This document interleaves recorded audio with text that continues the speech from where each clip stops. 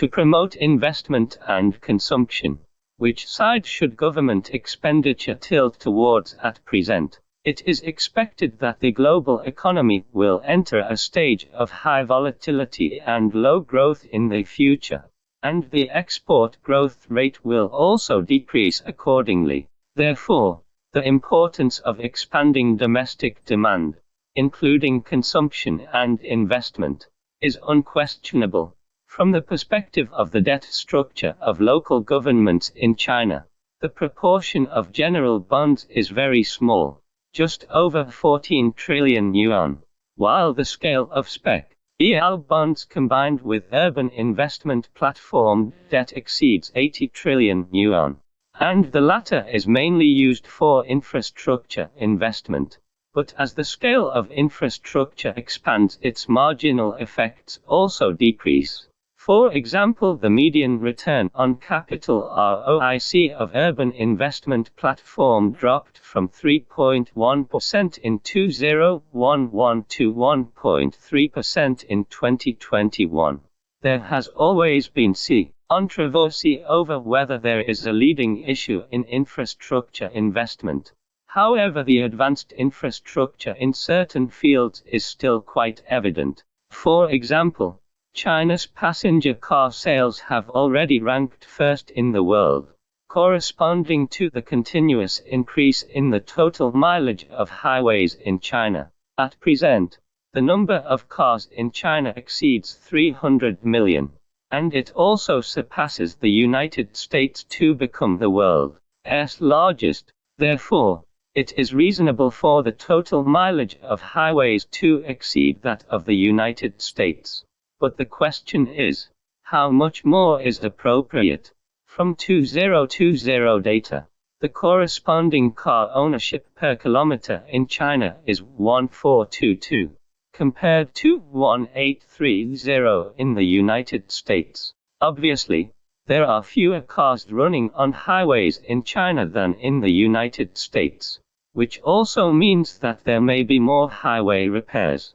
If we further compare expressways of Japan and other countries, we find that the car ownership per kilometer of Japanese highways has reached more than 7,000. Therefore, should China build fewer new highways in the future? Taking Guizhou Expressway as an example, the total mileage of expressways in Guizhou will reach 8,331 km by the end of 2022. As the world's third largest economy, Japan has only 7,800 km of expressways, but the total GDP of Guizhou in 2022 is less than 1/15 of that of Japan. Currently, Guizhou is facing severe debt pressure, and it is obvious that it cannot vigorously borrow for infrastructure construction anymore. For the whole country, it is also facing pressure from shrinking demand and weakening expectations.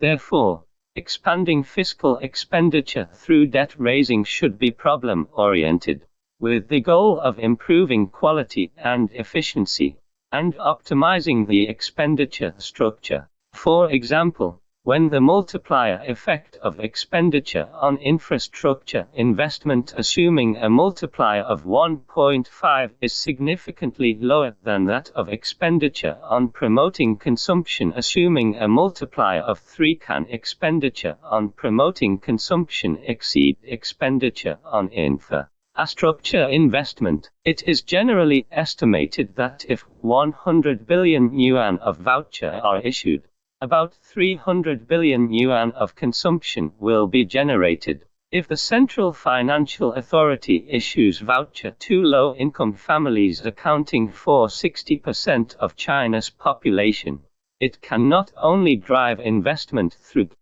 consumption, but also drive employment through investment, which can change expectations and make expectations stronger.